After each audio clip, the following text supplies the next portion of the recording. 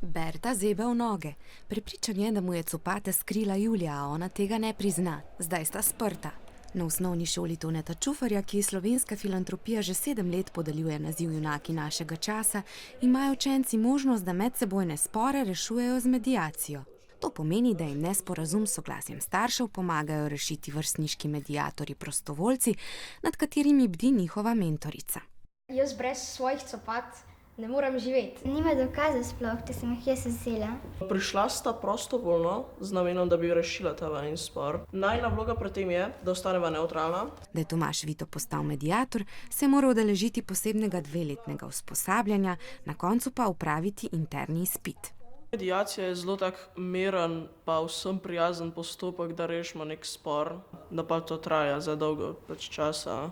S 6 vnaprej določenimi koraki poiščejo zmagaš rešitev. Sprta učenca se na koncu počutita veliko bolje, tako rešeni spori pa se ne ponavljajo.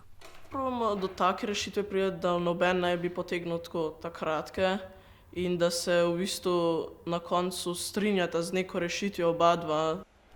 Poleg vrstniške mediacije pa Tomaž Vito ob četrtkih zjutraj, ko nima prve ure, prostovoljno pomaga še pri pouku matematike v 4. razredu.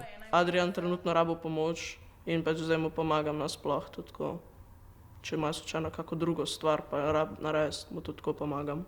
Ampak nasplošno je zelo fajn videti nekoga, ki je pa konec ure vesel, ker si mu pomagal in je pač to določeno nalogo rešil, ker je sam ne bi mogel. Če jaz zdaj nekomu pomagam v razredu, bo mogoče on enkrat bolj znal matematiko in bo lahko nekomu drugmu pomagal nazaj in se v bistvu naredi tak začaran krog v dobro smer in v bistvu pa vsak pomaga nekomu drugmu tam, kjer on zna in pač na koncu vsi vse znamo.